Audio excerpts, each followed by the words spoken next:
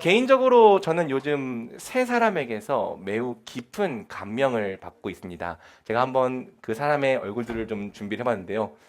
저게 왜 돌아가지? 저 만들 때 분명히 이러지 않았었는데 갑자기 돌아가네요. 첫 번째 사람은 비트박스를 하는 윙이라는 분이고요. 두 번째는 혹시 아실지 모르겠는데 킹 오브 킹스라고 하는 영화를 만드신 장성호 감독님입니다. 그리고 세 번째는 여러분 어쩌면 얼굴을 이제 많이 알게 되셨을 것 같은데 K-팝 데몬 헌터스의 제작자인 강매기 감독님이죠. 이 세 사람의 공통점이 한 가지 있다면 바로 긴 시간을 참고 견디고 인내한 끝에 결국에는 빛을 보게 되었다는 거예요. 이 윙은요, 이 도파민이라고 하는 그 작품을 통해서 유명해지기 전까지는 한 번도 대중들에게 일반적인 대중들에게 그 이름을 드러낸 적이 없었습니다. 보니까 고등학생 때부터 비트박스를 하기 시작해서 무려 10년 동안 남들이 알아주지 않는 그곳에서 자신의 길을 걸어왔더라고요. 그리고 또 GBB라고 하는 세계 대회에서 3등을 하기도 했고요. 그렇지만 그가 10년 정도 계속 참고 인내하며 이 시간을 견딘 끝에 그는 이 도파민이라고 하는 곡을 통해 굉장히 유명해졌고 비트박서 최초로 음악 방송에 출연을 하기도 하고 또 유퀴즈에 나오기도 하고 요즘 예능이나 각종 행사에서 러브콜을 받는 전성기를 누리게 되었습니다. 장성호 감독님의 킹 오브 킹스도 올해 부활절쯤에 또 우리 미국과 또 우리나라를 떠들썩하게 했죠. 이 더 킹 오브 킹스는 예수님의 생애를 다루는 기독교 영화인데요. 이 영화를 만드는 데에도 무려 10년의 시간이 걸렸다고 해요. 특별히 종교 영화라는 편견 때문에 아무도 국내에서는 투자를 하려고 하지 않아 투자자 유치가 굉장히 어려웠다고 합니다. 그런데 막상 이 10년의 시간을 견디고 인내하여 개봉을 하니까요. 북미 박스 오피스 2위 국내 제작 영화 중 기생충을 제치고 흥행 성적 1위를 달성하는 아주 대박의 영화가 되었죠. 참 저도 신기하게 여겼고 저희 가족들과도 되게 기쁘게 은혜를 받으면서 보았는데요. 이러한 결과를 거두었습니다. 마지막 세 번째는 이제 여러분 뭐 말이 필요가 없을 정도인데 K-팝 데몬 헌터스를 제작한 강매기 감독님이죠. 이 K-팝 데몬 헌터스는 넷플릭스 최대 역대 최다 시청을 기록할 뿐 아니라 음원 차트, 빌보드 차트와 연글 싱글 차트 등 모든 차트를 석권하는 아주 엄청난 업적을 이루었습니다. 그런데 이 K-팝 데몬 헌터스 역시 제작에만 7년의 시간이 걸렸고 너무 한국적인 작품을 만들려고 한다는 탓에 투자 유치가 굉장히 어려웠다고 해요. 그리고 무엇보다 강매기 감독님의 인터뷰를 들어보니까 내가 과연 이런 작품을 만들 자격이 있을까? 그리고 이런 작품을 만들어 세상에 낸다고 해도 사람들이 환호해 줄까라는 그 마음을 견디기가 쉽지 않았다고 이야기를 합니다. 그러나 끝까지 결국엔 작품을 완성했고 우리는 그들이 이룬 이 업적들을 이제는 기쁘게 보게 되었죠. 제가 이 사람들에게 감명을 받은 이유는 물론 그들이 이룬 성공이 대단하기 때문이기도 하지만 이들이 보여준 인내 때문입니다. 우리는 그 사람들이 이룬 결과를 보면서 쉽게 환호하지만 10년 또는 7년이라고 하는 그 시간이 이 사람들에게 얼마나 길고 어려운 시간이었을까요? 말이 10년이지 사실 10년이라고 하는 시간은 우리 인생에서 엄청나게 긴 시간입니다. 체감상 영원처럼 길게 느껴지는 시간이었지 않을까. 그러니까 만약 이게 된다는 확신만 있으면 얼마든지 그 10년을 견디겠지만 내가 이것을 해도 될지 안 될지 불확실한 상황에서 끝까지 견디고 인내하여 결과를 이루는 것은 결코 쉽지 않았을 거라고 생각을 합니다. 특별히 이 작품들이 너무나도 독특했기 때문에 아무도 그들을 기대하지 않았죠. 쓸데없는 일을 한다면서 비웃는 사람들도 있었을 것입니다. 어쩌면 나 자신도 내 스스로에 대해서 이게 과연 맞는 걸까 비웃음을 흘리게 되는 때도 있었겠죠. 사실은 실현 불가능한 허무맹랑한 꿈을 꾸고 있는 것 아닐까, 지금 당장이라도 그만두는 게 현명한 일이 아닐까라는 생각을 자주 했을 것 같습니다. 이처럼 다른 사람도 나를 비웃고 때로는 내 자신에게 스스로가 비웃음이 나오기도 하는 그 긴 시간을 이 사람들이 끝까지 인내했기 때문에 저는 이 사람들을 존경하는 마음을 갖게 되는 거예요. 결국 비웃음은 열광과 찬사로 바뀌었고, 또 내가 내 자신에게 흘렸던 비웃음도 이제는 정말 기쁨과 행복의 웃음으로 변화되었죠. 그래서 기독교인이냐 아니냐를 떠나서 저는 인간 대 인간으로서 끝까지 견디고 인내한 이 사람들에게 박수를 보내고 싶습니다. 끝까지 견디고 인내한 이 사람들은 웃을 자격이 있죠. 같은 이유로 성경은 신자들에게도 인내가 필요하다고 말합니다. 히브리서 10장 36절은 이렇게 이야기를 해요. 여러분이 하나님의 뜻을 행한 후에 약속을 받기 위해서는 인내가 필요합니다.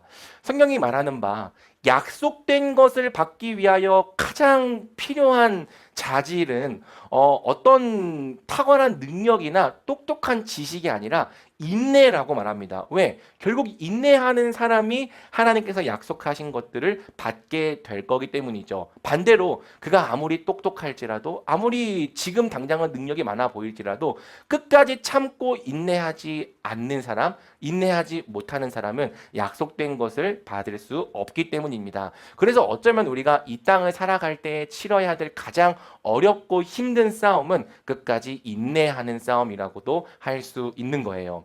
자, 우리가 올해 계속 아브라함의 이야기를 살펴보았고요. 이제 거의 막바지를 향해 가고 있습니다. 아브라함의 인생을 딱 한마디로 정의하면 이렇게 정의할 수 있을 것 같아요. 하나님의 약속을 믿고 오래 참음으로 기다리는 인생. 창세기 12장에서 우리가 함께 살펴본 것처럼 하나님께서 아브라함에게 주신 약속은 크게 세 가지였습니다. 땅과 자손과 복이었죠. 물론 여기서 말하는 복은 세상이 말하는 어떤 그런 형통의 복을 말하는 것이 아니라 본질적으로 하나님이 아브라함과 함께 계시는 임마누엘의 복을 의미합니다. 그런 면에서 이 세 번째 복은 아브라함의 인생에 평생 있었죠. 왜냐하면 하나님께서 단 한 번도 아브라함을 떠나지 않으시고 그와 함께 계셨기 때문이에요. 반대로 이 땅과 자손에 대한 약속은 그것을 실제로 받게 되기까지 굉장히 오래 참아야 했습니다. 특별히 약속의 자손을 받는 이 문제에 있어서는 아브라함 이야기 전체의 3분의 1을 차지할 만큼 중요한 인생의 과제였죠. 성경은 아브라함이 약속된 자손을 받게 되기까지 무려 25년을 참아야 했다고 말합니다. 10년도 대단한데, 20년도 대단한데 25년을 참는다는 것이 과연 얼마나 어려운 일이었을까. 실제로 아브라함의 믿음은 그 기간 동안 강해지기도 했고 약해지기도 했습니다. 하지만 중요한 것은 결국 아브라함이 끝까지 인내했다는 거고요. 그 인내를 통해 약속된 상급을 받았다는 거죠. 그래서 우리는 이 말씀을 통해서 한번 살펴보려고 합니다. 하나님은 우리가 끝까지 견디고 인내할 수 있도록 어떤 은혜를 주시는가, 그리고 끝까지 견디고 인내한 자에게는 어떤 상급이 약속되어 있는가, 바로 이 부분이 오늘 우리가 함께 본문을 통해 살펴보려고 하는 부분이죠. 자, 먼저 첫 번째로 우리가 본문을 통해서 봐야 하는 진실은요, 우리가 약속된 것을 끝까지 믿고 인내하기에 우리의 믿음이 참으로 연약하고 턱없이 부족하다는 사실입니다. 제가 본문 중에서 창세기 17장과 18장 중 어떤 부분들을 나중에 21장과 함께 다루겠다고 따로 키핑을 해 두었습니다. 아마 대부분 기억을 못하겠지만 제가 그렇게 따로 나중에 함께 다루겠다고 남겨둔 본문들이 있었습니다. 오늘 본문을 온전히 이해하고 묵상하기 위해서는 그 부분을 함께 연결해서 볼 필요가 있습니다. 왜냐하면 창세기 17장과 18장과 21장이 차하크, 웃음이라고 하는 주제로 연결되어 있기 때문이죠. 쉽게 정의하면 이렇습니다. 창세기 17장에서 하나님의 약속을 들을 때 아브라함이 웃었습니다. 창세기 18장에서 하나님의 약속을 들을 때 사라도 웃었죠. 그리고 창세기 21장에서 하나님이 결국 그들을 웃게 하셨다는 것이 본문이 말하고 있는 내러티브의 핵심 주제인 거예요. 자, 먼저 17장은 아브라함이 왜 웃었는지를 보여줍니다. 자, 17장은 어떤 장면이냐면 하나님께서 아브람의 이름을 아브라함으로 바꿔주시고 사레의 이름을 사라로 바꿔주시는 장면에서 등장하는 말씀이죠. 우리 창세기 17장 15절과 16절을 한번 같이 읽어보겠습니다. 시작. 하나님께서 다시 아브라함에게 말씀하셨습니다. 이제 네 아내 사레에 대해 말한다. 이제는 그녀를 사레라 부르지 마라. 그녀의 이름은 사라가 될 것이다. 내가 그녀에게 복을 주어 반드시 그녀를 통해서 네 아들을 낳아주게 하겠다. 또한 내가 그녀에게 복을 주어 많은 나라들의 어머니가 되게 해 나라의 왕들이 그녀에게서 나오게 하겠다. 아멘. 하나님은 아브라함에게 엄청난 약속을 해주십니다. 그것은 사라가 아들을 낳아서 그 아들을 통해 많은 나라들이 생기고 또 많은 왕들이 나오게 될 거라는 약속이었죠. 여러분, 이런 엄청난 약속을 받았을 때 아브라함에게서 마땅히 나와야 하는 반응이 무엇이겠습니까? 아, 할렐루야. 아멘. 감사합니다. 와, 이렇게 말씀대로 하실 주님을 믿습니다. 이런 반응을 해야 우리는 믿음의 사람다운 반응이라고 이야기할 것 같습니다. 그런데 성경은 아브라함이 전혀 다른 반응을 보여주었다라고 증언을 하고 있죠. 어떤 반응을 보였습니까? 17절은 이렇게 이야기합니다. 아브라함은 얼굴을 땅에 대고 엎드린 채 웃으며 속으로 말했습니다.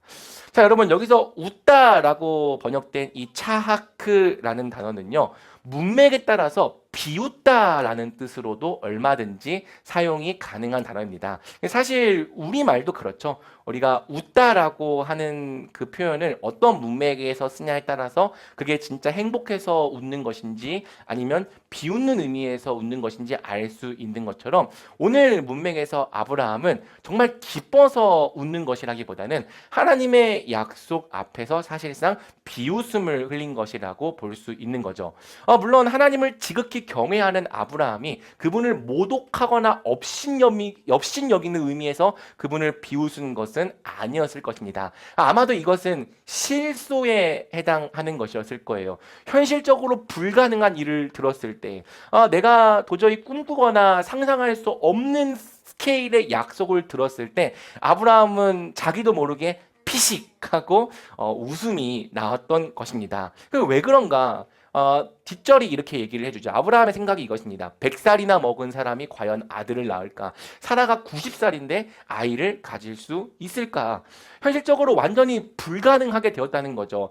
만약 아브라함이 처음 가나안 땅에 왔을 때 그때 하나님께서 말씀을 하셨다면 어느 정도 일말의 가능성은 있었을지도 모르겠습니다. 사실 그때도 가능성은 쉽지 않지만 그런데 이미 25년이 흘러버렸단 말이죠. 아브라함은 100세가 되었고 사라는 90세가 되었습니다. 그런데 100세 된 이 아브라함과 90세가 된 사라를 통해서 많은 민족이 나게 하고 많은 왕들이 나게 하겠다니 이런 엄청난 스케일, 현실과의 갭이 너무 큰 약속을 들을 때 아브라함은 그 말씀을 진짜로 믿게 되기보다는 피식 또는 하는 실소를 나도 모르게 흘리게 되었던 것이죠. 그래서 아브라함이 이렇게 대답을 합니다. 이스마엘이나 하나님 앞에서 복을 누리며 살게 되기를 원합니다.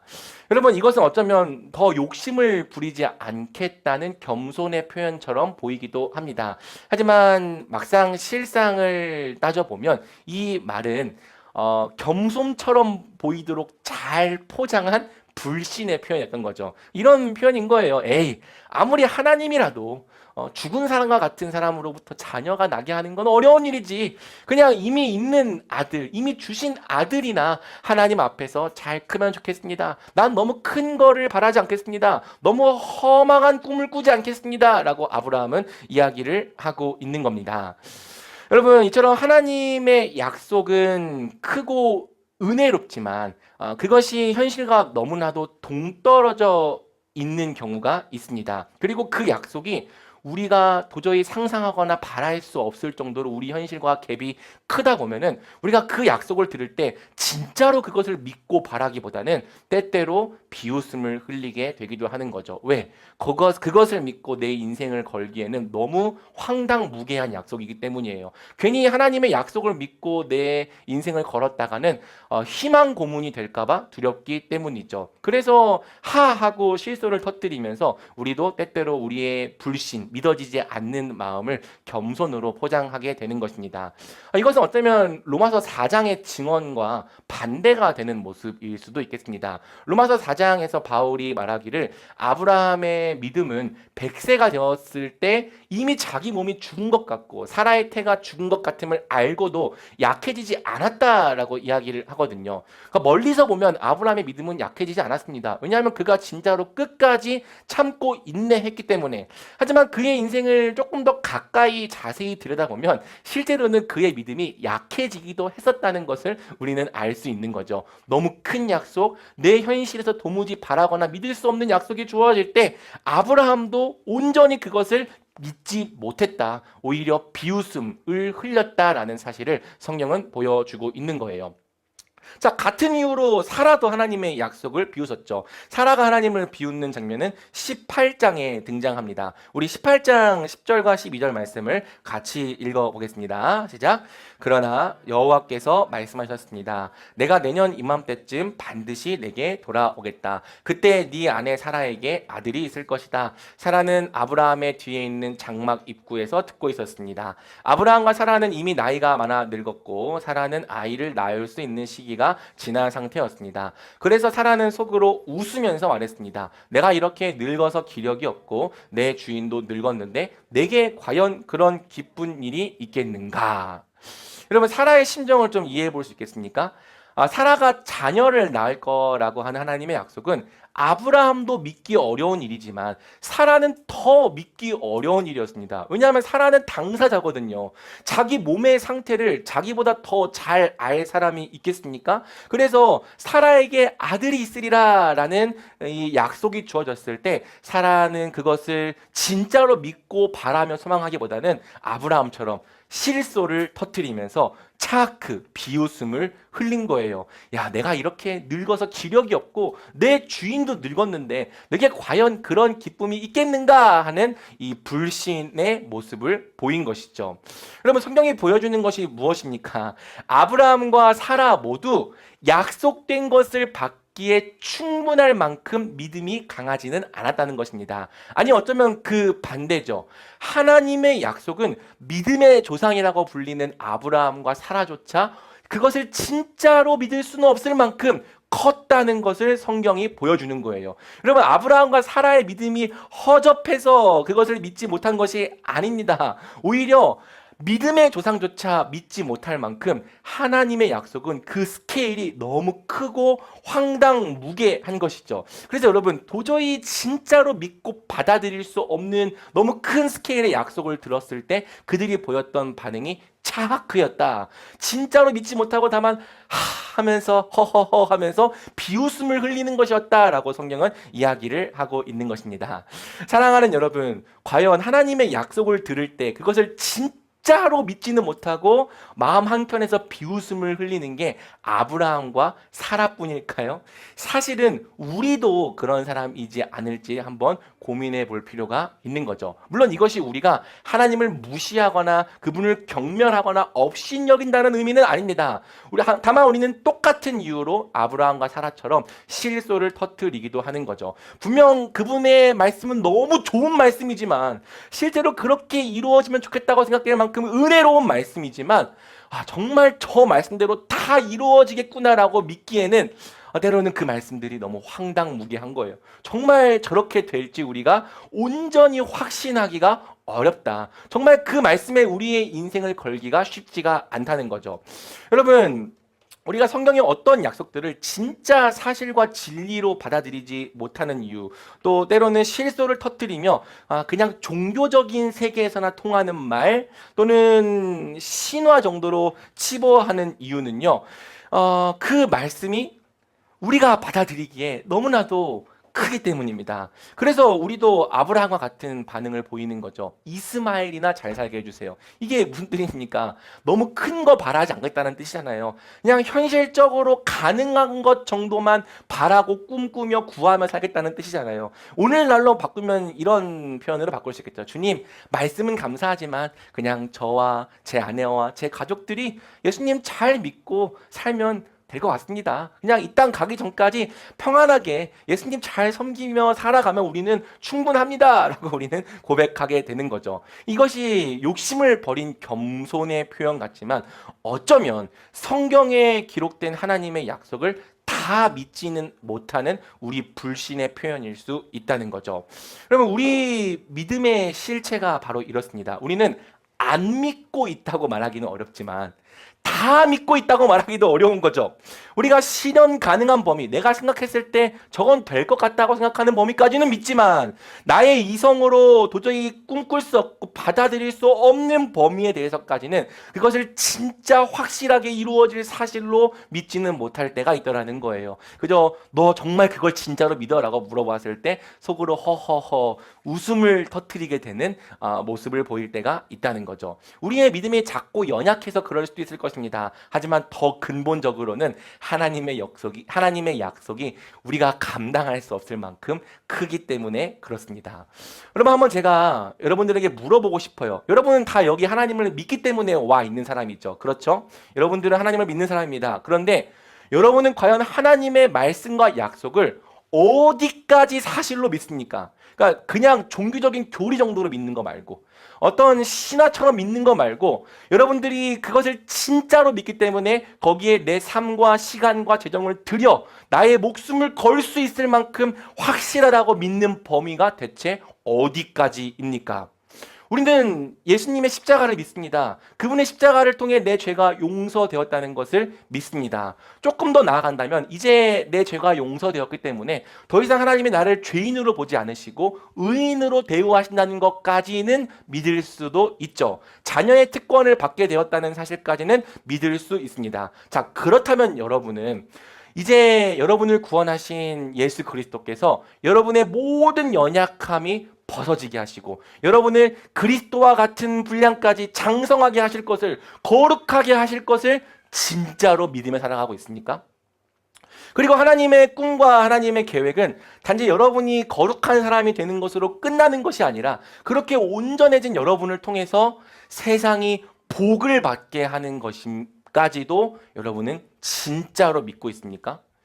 여러분은 예수님이 정말 부활하셨다는 것을 믿고 있습니까? 그분이 부활하셔서 죽어 계신 것이 아니라 어떤 추상적인 관념 속에 계신 것이 아니라 지금도 하나님 보좌 우편에 앉아 계신다는 사실을 진짜로 믿고 있습니까? 그래서 눈에 보이는 이 현실과 어떠하든지 우리 예수님이 진짜로 이 땅을 다스리시는 왕이 되셨고 그분이 정말 주님이 되신 것을 여러분은 믿고 있습니까? 그래서 눈에 보이는 사람이나 재물이 여러분을 구원하는 게 아니라 오직 그리스도께서 여러분을 구원하시고 지키시고 인도하시며 보호하실 것을 진짜로 신뢰하고 계십니까?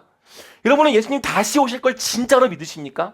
그분이 오시면 최후의 심판이 있을 것과 만물이 새하늘과 새 땅으로 새롭게 될 것을 진짜로 믿습니까? 그때가 되면 여러분의 썩어질 육신이 예수님과 같은 부활의 몸으로 변화될 것을 믿으십니까? 그리고 그 나라와 그 약속이 오늘 자기를 부인하고 예수님을 따르는 사람에게 약속되어 있다는 사실을 진짜로 믿습니까? 먼저 그 나라와 그의 의를 구하며 그리스도와 함께 고난받는 사람에게는 그리스도와 함께 영광받는 것과 그분과 함께 왕노릇할 것이 약속되어 있다는 사실을 진짜로 믿기 때문에 이 땅에서 잠시 죄악의 낙을 누리기를 거부하고 예수님께 순종하기로 선택하고 있습니까? 예수님의 제자가 되어 살아가기로 예수님께서 주신 그 사명을 이루기 위해 살아가려고 애쓰고 있습니까? 여러분, 만약 지금 제가 던진 이 수많은 질문들, 일부러 조금 더 믿기 어려운 수위를 올려가면서 질문을 했는데 이 질문들 중에서 단 하나라도 네! 라고 자신 있게 대답할 수 없다면 여러분은 어쩌면 그분의 말씀과 약속을 다 믿는 사람은 아닐 수도 있겠습니다. 안 믿는 건 아니죠. 그런데 다 믿는 것은 아닐 수 있다는 거예요. 어떤 말씀까지는 그것을 진짜 사실로 믿고 확신하고 있지만 어떤 말씀부터는 속으로 허허허 실소를 터뜨리고 있을 수 있다는 거죠. 누군가가 여러분에게 와서 너 진짜로 이걸 믿어? 진짜로 이걸 믿어라고 했을 때 그 앞에서 네 믿습니다라고 말하기가 어려운 상태일 수 있다는 것입니다. 그럼 문제는 뭐냐면요, 만약 우리가 하나님의 말씀 전체를 진짜 사실로 받아들이지 않는다면 우리에게 주어진 믿음의 길을 끝까지 완주할 수가 없다는 거예요. 여러분, 예수님이 다시 오실 걸 진짜로 믿지 않는 사람이 어떻게 이 땅에서 그분의 오심을 기다리며 절제하고 순종하는 삶을 살겠습니까? 오실지 안 오실지 모르는데. 여러분, 하나님의 나라가 진짜 완성될 거라고 믿지 않는 사람은 어떻게 이 땅에서 이 땅의 것들보다 먼저 하나님 나라와 그분의 의를 선택하는 삶을 살 수 있겠냐는 거예요. 부활이 진짜라고 믿지 않는 사람이 어떻게 죽음의 두려움을 이기고 이 땅에서 그리스도와 함께 죽는 삶을, 이 땅에서 그리스도와 함께 고난받는 삶을 선택할 수 있겠습니까? 예수님의 왕되심을 진짜로 믿지 않는 사람들은 어떻게 세상이 우상에게 절하라고 하는 그 요구를, 죄의 유혹을 거부할 수 있겠냐는 거예요. 나를 향한 하나님의 목적과 사명을 진짜로 믿지 않는 사람은 어떻게 나를 위해 살기를 거부하고 하나님의 사명을 이루기 위해 복의 통로로 살아가려고 하겠습니까? 거룩하게 보내야 될 소망을 진짜로 갖고 있지 않은 사람은 어떻게 넘어졌을 때 다시 소망으로 일어설 수 있겠냐고요. 하나님의 사랑을 진짜로 믿지 않는다면 어떻게 자녀의 특권으로 기쁘게 하나님을 예배할 수 있겠습니까? 심지어 가장 기본적인 거, 예수님의 십자가조차 여러분에게 진짜로 믿어지지 않고 있다면 어떻게 여러분이 죄책감과 정죄감으로부터 벗어나 자유를 누릴 수 있겠습니까? 여러분, 놀랍게도요, 우리는요 성경의 약속을 진짜로 믿는 만큼만 그것을 누리며 삽니다. 성경의 약속을 진짜 사실로 받아들이는 만큼만 그렇게 살게 됩니다. 반대로 내가 그것을 진짜로 받아들이지 못하는 만큼, 마음속 한켠에서 허허허 비웃음을 흘리고 있는 만큼 우리는 그 말씀을 누리지 못하고 그 말씀대로 살지 못합니다. 여러분, 생각해 보십시오. 예수님이 왕이신 걸 믿지 않는 사람, 다시 오셔서 영생과 하나님 나라를 주실 것을 믿지 않는 사람은 절대로 그분께 우리의 전 인생과 삶을 걸 수 없는 거예요. 여러분, 어쩌면 우리에게 예수님은요 이 모든 약속들을 다 못하시는 분이면서 그냥 나에게 널 사랑한다, 내가 널 위로한다, 그 정도만 해줄 수 있는 분으로 믿고 있을 수 있는 거죠. 만약 우리가 예수님을 그 정도의 분으로만 믿고 있다면 그분이 세상을 다스리지도 못하고 다시 오시지도 않을 거고 우리를 부활시키지 않을 거고 그냥 오늘 나에게 내가 널 사랑한다, 널 위로한다, 이 정도의 안정만 주실 수 있는 분이라고 생각한다면 우리는 그저 그분을 신경 안정제 대용 정도로만 사용하며 살아가고 있는 거죠. 예수님을 믿는다고 해도요 시험 앞에서 용기를 내지 못할 것입니다. 예수님이 함께 계신다고 해도 고난 중에서 평안을 누리지 못할 것입니다. 예수님이 왕이시라고 해도 우리는 부족한 중에서 사랑을 온전히 전하지 못할 것입니다. 하나님의 사랑과 예수님의 그 십자가조차 믿지 못하는 사람은요 아무런 믿음이 쓸모가 없는 거죠. 늘 그는 여전히 구원받지 못한 사람처럼 죄책감과 정죄감에 빠져 살아갈 수 있는 거예요. 그러면 애석하게도 우리의 믿음은 하나님이 약속하신 천국의 보화를 흔들림 없이 주시할 수 있을 만큼 충분히 강하지가 못합니다.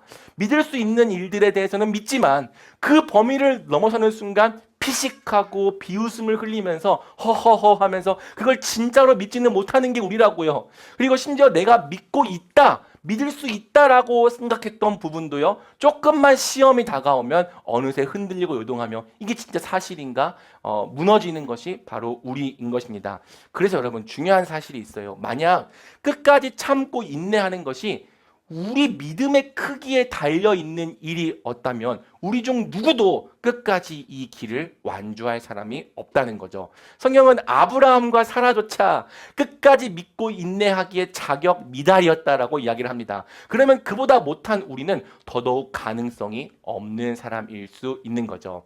하지만 사랑하는 여러분, 근심할 필요가 없습니다. 우리가 도리어 기뻐하며 감사할 수 있는 이유가 있습니다. 바로 오늘 본문이 보여주는 두 번째 진리 때문이죠.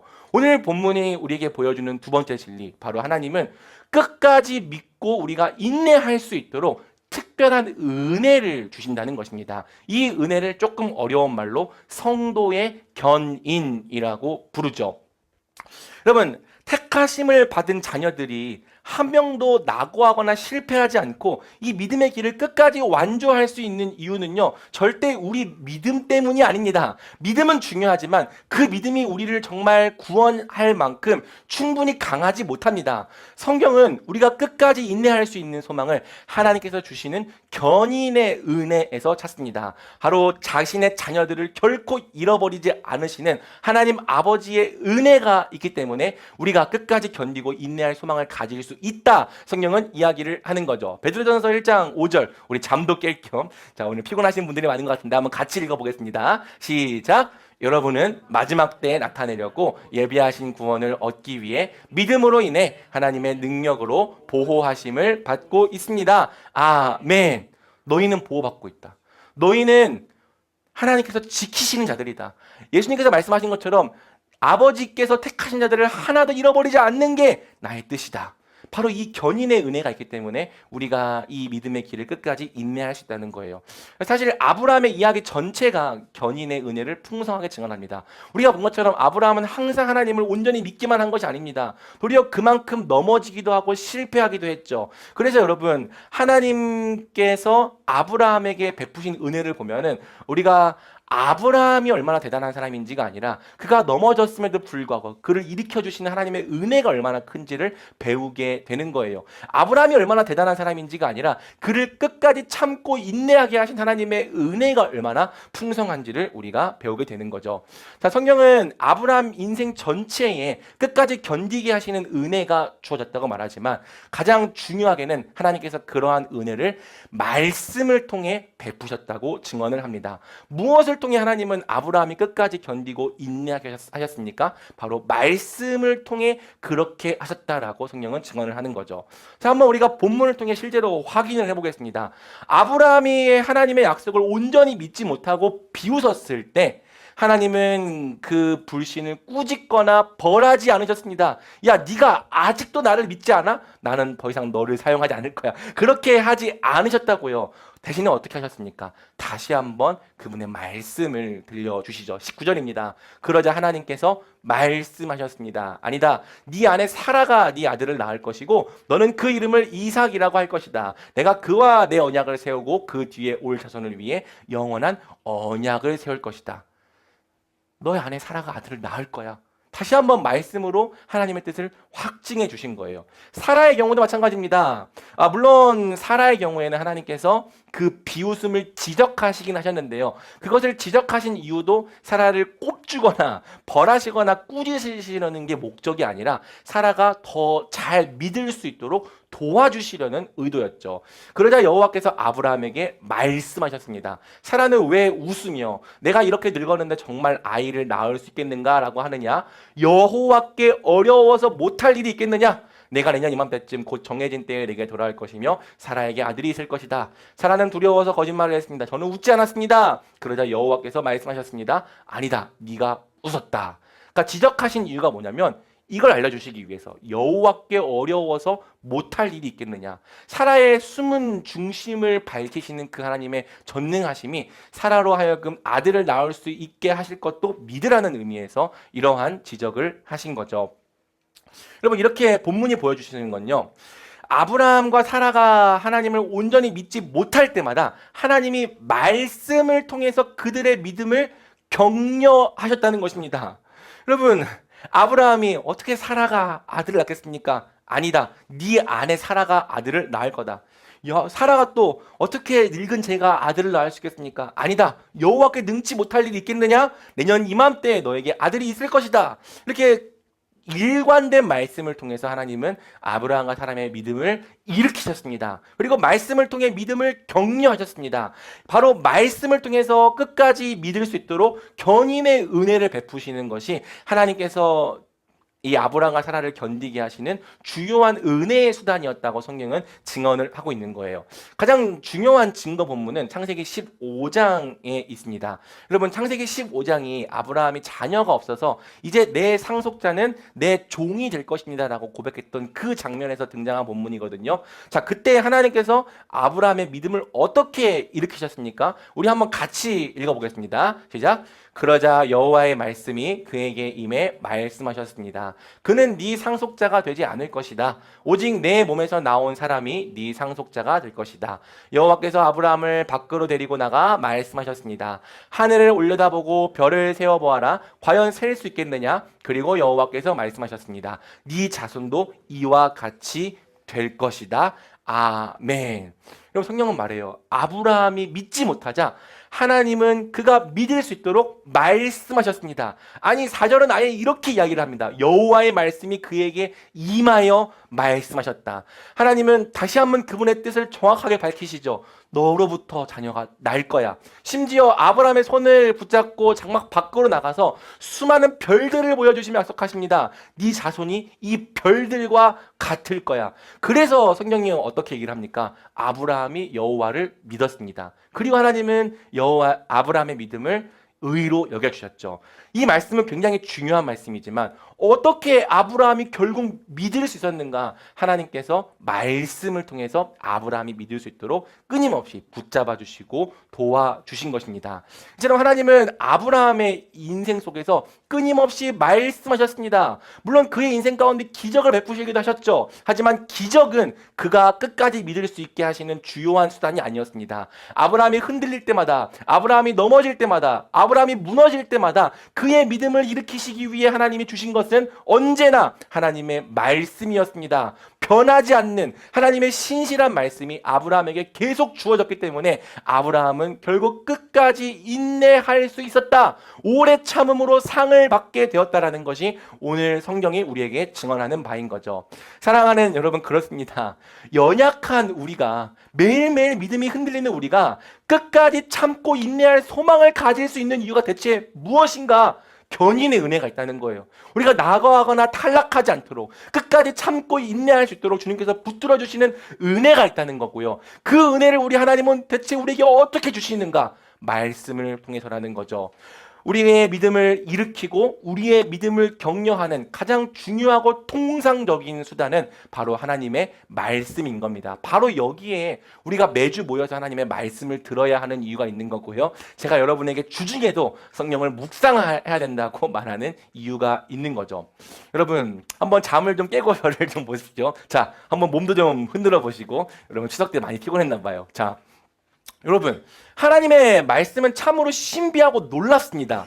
여러분, 왜냐하면요, 말씀이 선포되면 우리가 원래대로라면 절대 믿을 수 없었던 것들이 우리에게 믿어지기 때문이에요. 여러분, 아까 제가 말했잖아요. 우리가 하나님의 약속을 믿지 못하는 이유는 우리의 믿음이 약하기 때문에도 있지만 하나님의 약속이 본래 우리 인간의 이성으로는 다 믿을 수 없을 만큼 크기 때문이다. 여러분, 생각해 보시죠. 인간의 이성 따위로 어떻게 영생을 이해할 수 있겠습니까? 인간의 지식 따위로 어떻게 완성될 하나님 나라와 부활을 꿈꿀 수 있겠습니까? 예수님께서 주가 되셨다는 것도, 그분이 다시 오셔서 최후의 심판을 행하실 거라는 것도, 우리를 부활하게 하실 거라는 것도, 십자가로 우리를 죄사하셨다는 것도, 성령이 우리를 거룩하게 하신다는 것도 본래 우리 인간의 지성으로는 온전하게 믿을 수 있는 복들이 아닙니다. 그러니까 이것이 믿어지지 않을 때 우리가 때때로 신음하며 비웃음을 흘리게 되는 거죠. 그런데 신기하게도 하나님의 말씀을 계속 듣잖아요. 그 복들이 어느새 믿어지기 시작합니다. 그러면 예수님이 하나님의 아들이시다. 이렇게 세상에 황당무계한 이야기가 어디 있어요? 하나님이 살아계신지도 모르겠는데 그 하나님이 사람이 되셨다라고 하는 이 말은요, 사실 황당무계한 이야기입니다. 여러분이 밖에 나가서 사람들한테 예수님이 하나님의 아들이시라고 말하면은 저 사람 미친 거 아니야? 라고 생각할 만큼 황당무계한 이야기라고요. 그런데 말씀을 통해서 그분의 인격과 그분이 이 땅에서 어떤 삶을 사셨는지를 계속 듣다 보면, 아, 그분은 진짜로 하나님의 아들이시구나가 어느새 믿어지기 시작한다는 거예요. 예수님이 우리의 죄를 위해 십자가를 지셨다. 이것도 따지고 보면 황당한 이야기죠. 2000년 전에, 그것도 이 대한민국이 아니라 고대 근동에 살았던 한 고대인이 어떻게 내 죄를 위하여 죽을 수가 있는가? 그런데 말씀을 통해 십자가의 의미를 듣고 우리 예수님이 행하신 일들을 계속 듣다 보면은 그 십자가가 정말 나를 위한 십자가였구나 믿어지기 시작하더라는 것입니다. 말씀을 계속 듣다 보면은 예수님이 죽어 계신 것이 아니라 정말로 살아 계셔서 지금도 하나님 우편에 앉아 계시구나라는 사실이 믿어지기 시작하는 거죠. 당장 우리가 다 이해할 수 없고 꿈꿀 수 없는 영생이나 부활, 하나님 나라에 대한 약속들도요, 말씀을 계속 듣다 보면 그것이 그냥 종교적인 교리나 허탄한 신화가 아니라 진짜 사실이구나라고 믿어지는 순간이 우리에게 있더라는 거예요. 바로 이 말씀을 통해 부어지는 은혜가 있기 때문에 우리가 때로는 믿음에 흔들릴지라도 다시 그것을 붙잡고 믿음으로 일어서서 이 길을 끝까지 완주할 수 있다, 성경은 증언하는 거죠. 그리고 사랑하는 여러분, 만약 우리가 매주 말씀을 들어야 하는 이유가 우리가 끝까지 견디고 인내하기 위해서라면, 다시 연약해진 믿음을 일으키기 위해서라면 우리가 들어야 하는 말씀이 어떤 말씀인지도 알 수 있습니다. 사랑하는 여러분, 우리가 매주 이곳에 모여서 예배를 통해 하나님의 말씀을 들어야 하는 이유는요, 세상의 강연에서도 들을 수 있는 어떤 인사이트나 철학, 처세술이나 방법론을 듣기 위함이 아닙니다. 마음의 안정과 평안을 가져다주는 좋은 말씀을 듣기 위해서 모이는 게 아니라고요. 믿음은 들음에서 나지만 모든 말씀이 다 믿음을 일으키는 것은 아닙니다. 우리의 믿음이 정말로 일어나기 위해서는 성경은 한 가지 조건이 있다고 이야기를 해요. 바로 그 말씀이 그리스도의 말씀이어야 한다는 것이죠. 한번 같이 읽어볼까요? 그러므로 믿음은 들음에서 나고 들음은 그리스도의 말씀에서 납니다.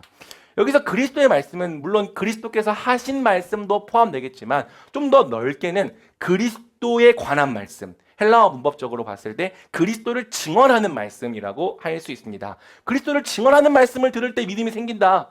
그리스도가 누구신지를 증언하는 말씀을 들을 때, 그리스도께서 우리를 위해 어떤 일을 하셨고 어떤 일을 하고 계시고 어떤 일을 하실지에 대해서 우리가 들을 때에 믿음이 난다라고 성경은 이야기를 하고 있는 겁니다. 그리고 여러분, 이 두 가지, 그리스도의 인격과 사역, 그리스도가 누구신지와 그리스도께서 무엇을 하시는지에 대한 말씀을 우리는 두 글자로 복음이라고 부르는 거예요.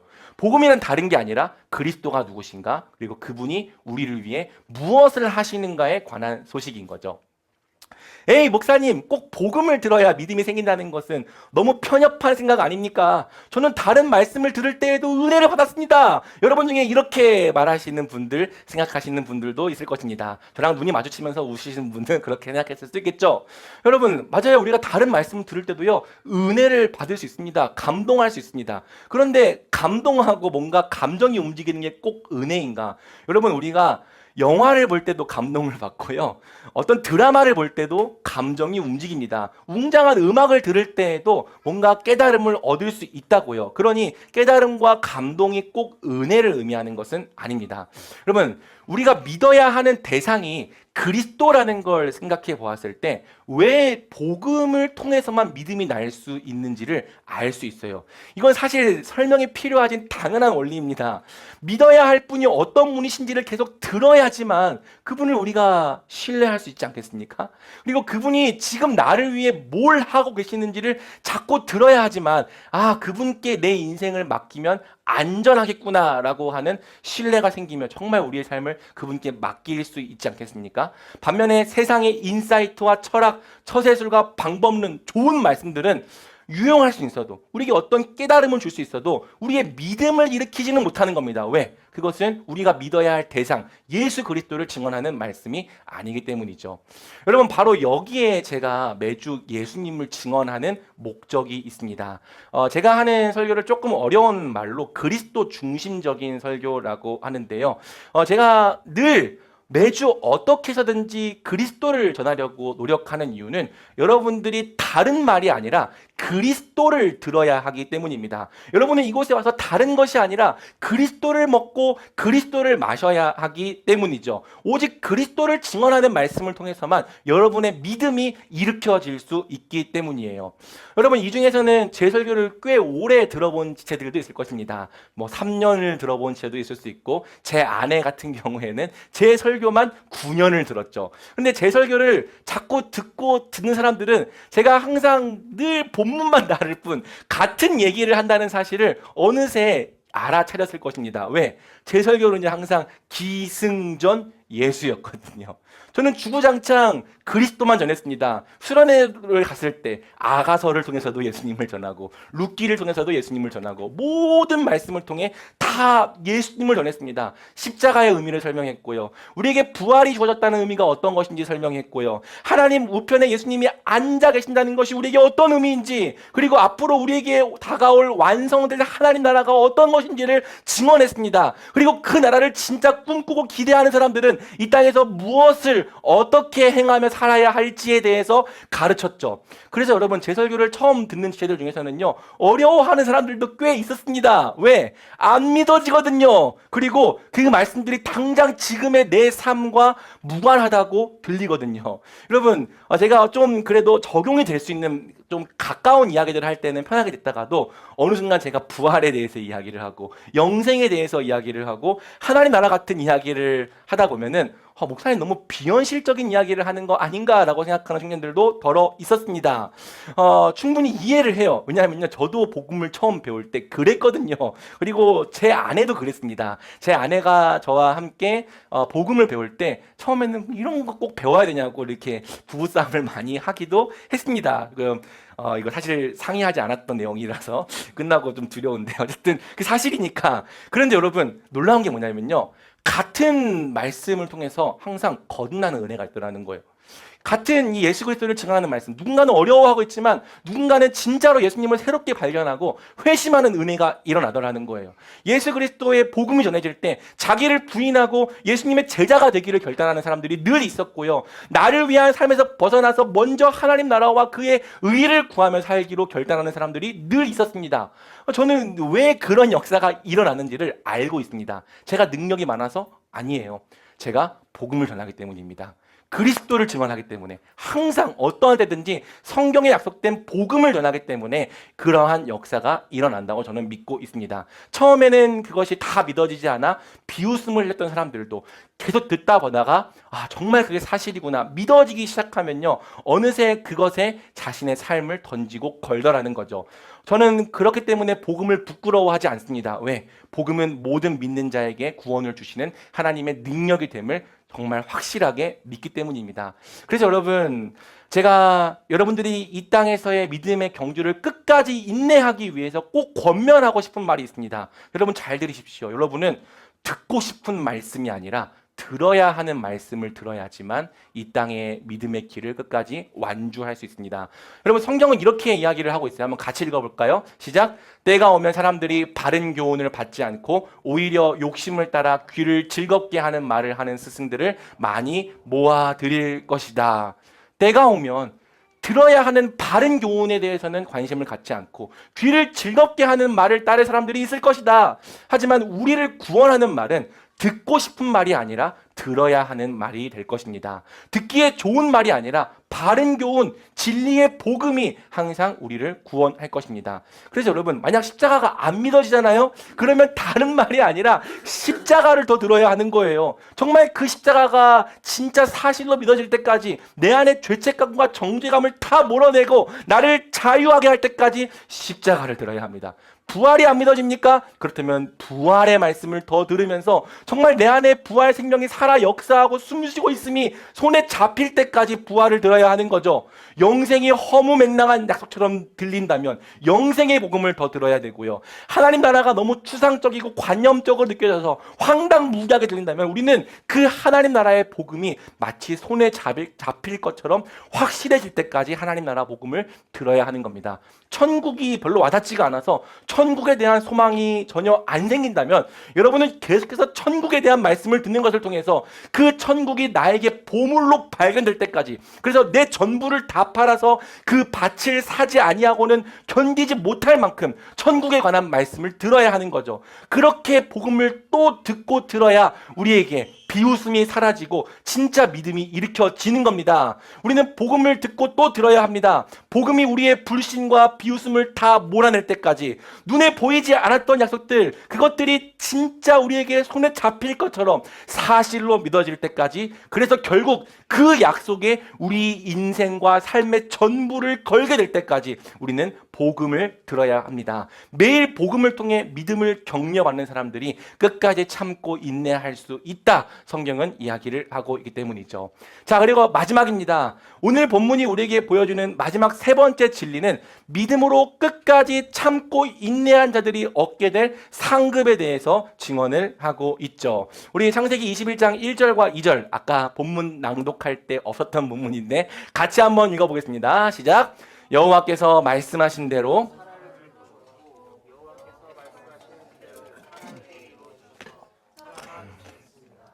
그리고 하나님께서 아브라함에게 약속하신 바로 그때 늙은 아브라함과 사라 사이에서 아들이 태어났습니다. 자, 성경은 끝까지 참고 인내한 아브라함과 사라의 결말을 이렇게 이야기를 합니다. 하나님의 약속대로 사라가 아들을 낳게 되었습니다. 성경의 표현대로 죽은 것 같았던 그들을 통해서 생명이 출산되었습니다. 중요한 강조점이 있습니다. 제가 노란색으로 색을 칠해놨죠. 어떤 강조점입니까? 여호와께서 말씀하신 대로 되었다. 그러면 말씀을 믿고 인내하는 자들이 복된 이유가 무엇인지 압니까? 바로 하나님은 반드시 그분이 말씀하신 대로 행하시기 때문이죠. 우리의 구원은요, 하나님의 말씀하신 대로 이루어질 거예요. 우리를 거룩하게 하시는 그 은혜도 하나님의 말씀대로 이루어질 겁니다. 우리를 복의 통로가 되게 하시겠다는 그 약속도 말씀대로 이루어질 거고요. 우리 예수님은 말씀대로 다시 오실 것입니다. 우리 예수님은 말씀대로 하나님 나라를 완성하실 것입니다. 말씀대로 우리를 부활하게 하실 것입니다. 말씀대로 우리를 영원히 살게 하실 것입니다. 비록 지금은 우리가 이것을 다 믿지 못하여서 때로는 비웃음을 흘리기도 하지만 결국 하나님은 모든 것을 그분이 기록해 주신 말씀대로 이루실 것입니다. 그래서 믿고 인내하는 자는 복이 있다. 성경이 확실하게 증언하는 거예요.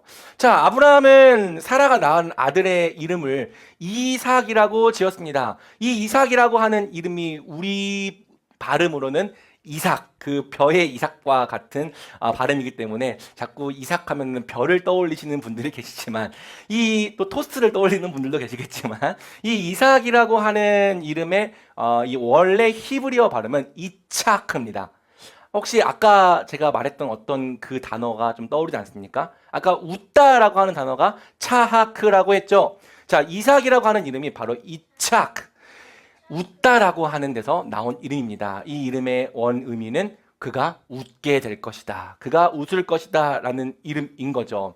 왜 하나님께서 아브라함과 사라가 낳을 아들의 이름을 이삭이라고 지으라 했는지 아십니까? 아브라함과 사라가 하나님의 약속을 들을 때 웃었기 때문이에요. 그들이 비웃으니까 하나님께서 너희가 낳을 아들의 이름을 이츠하크, 너희가 웃게 될 것이다로 지으라고 명령을 하신 거죠. 왜? 지금은 너희가 이 약속을 다 믿지 못하여 비웃을지라도 이 약속이 이루어진 날에는 너희가 진짜로 웃게 될 거기 때문에. 그래서 여러분, 오늘 본문의 결론이 말하는 게 무엇입니까? 아브라함과 사라가 결국 웃게 되었다는 것입니다. 이것이 사라의 고백이죠. 사라가 말했습니다. 하나님께서 나로 웃게 하시니 차크. 이 소식을 듣는 사람이 다 나와 함께 웃을 것이다. 차크. 하나님은 아브라함과 사라의 비웃음을 진짜 웃음으로 바꾸셨습니다. 끝까지 믿고 인내했던 그들이 진정한 기쁨과 행복을 마음껏 누리며 웃게 하신 거죠. 사랑하는 여러분, 이 말씀은 끝까지 믿고 인내할 우리에게도 똑같이 이루어질 말씀입니다. 여러분, 우리도 웃게 될 거예요. 비록 때로는 우리의 믿음이 연약해져서 하나님의 말씀을 다 믿지 못할 때가 있을지라도, 연약하여서 그 말씀을 붙잡고 용기를 내지 못할 때가 있을지라도 하나님의 끝까지 견디게 하시는 은혜로 말미암아 우리가 다 이 길을 완주하게 된다면 우리도 웃게 될 것입니다. 매일 기쁨과 행복에 겨워서 웃게 될 것입니다. 여러분, 저는 가끔씩 하나님의 모든 약속이 말씀대로 다 이루어질 날을 상상해 보곤 합니다. 때때로 우리에게 거룩한 상상력이 필요하죠. 비록 지금의 나는 너무나도 부족하고 연약하지만 내가 눈을 감게 될 그 날에는 지금보다 훨씬 더 예수님을 많이 닮아 있지 않을까 상상해 보게 됩니다. 이 땅에서는 가난하고 무명한 삶을 살았을지라도 그때 나의 장례식 때에는 나를 통해서 구원받은 사람들, 나를 통해 하나님을 알게 된 사람들이 나를 찾아와서 하나님을 알려주셔서 감사합니다, 내게 그렇게 인사를 하지 않을까. 그리고 여러분, 눈을 감았는데 그것으로 끝이 아니라 다시 눈을 뜨게 되지 않을까. 눈을 떴더니 내 앞에 내가 이 땅에서 그토록 사랑하고 연모하셨던 분, 예수님이 눈앞에 계시는 걸 보게 되지 않을까. 그분이 내 눈물을 닦아주시며 잘하였도다 착하고 충성된 종아 칭찬해 주시지 않을까.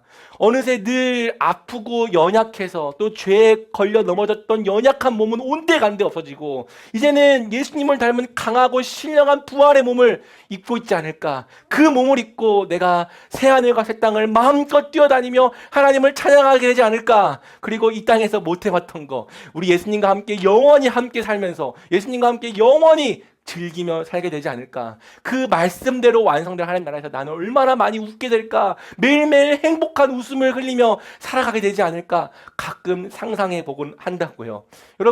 여러분도 그렇게 생각해 보십시오. 여러분은 진짜로 웃게 될 것입니다. 이것이 끝까지 참고 인내하는 자에게 약속된 결말이라고 성경은 이야기를 하고 있기 때문인 거죠. 우리도 완성될 구원의 때가 우리에게 임하였을 때 반드시 웃는 자들이 될 것입니다. 하나님은 우리의 비웃음을 웃음으로 변화시킬 것입니다. 말씀 맺겠습니다. 사랑하는 여러분, 약속된 결말을 믿고 끝까지 참고 인내하십시오. 때로는 어떤 약속들이 진짜로 믿어지지 않아서 용기가 생기지 않을 때라도 두려울 때라도 다시 한번 말씀과 복음을 통해서 그분의 약속이 진짜 사실인 것을 확증받으십시오. 그 말씀을 통해 여러분의 피곤한 손과 연약한 무릎을 일으켜 세우고 다시 말씀대로 살기를 결단하십시오. 그렇게 하루하루 믿음으로 살며 이 길을 끝까지 완주하십시오. 결국 이 길의 끝에서 우리는 모든 것이 하나님의 말씀대로 이루어지게 됨을 보게 될 것입니다. 우리의 비웃음이 웃음으로 변화되는 것을 보게 될 것입니다. 사랑하는 우리 말씀에 심기는 교회 모든 성도들이 주어진 길을 끝까지 참고 인내함으로 결국에는 웃는 자들이 되기를 우리 주님의 이름으로 간절히 축복합니다. 아멘.